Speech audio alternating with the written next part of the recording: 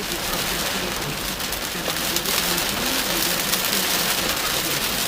Sementara pihak Provinsi Kalimantan Selatan menjanjikan akan melakukan audit secara komprehensif terkait penambahan luas tanah di Kajian Sapati Karawang. Jadi Kepala Pusat Pemanfaatan Penggunaan Hijau 8 Mohamed Tawajud Komarudin menjelaskan bahwa antara tahun 2010 dan 2020 ini saja terjadi penurunan luas hutan gambut sebesar 7% di hektar. Untuk sebenarnya 119.000 hektar, Sabah dan Sumatera Barat masing-masing 146.000 hektar dan 42.000 hektar.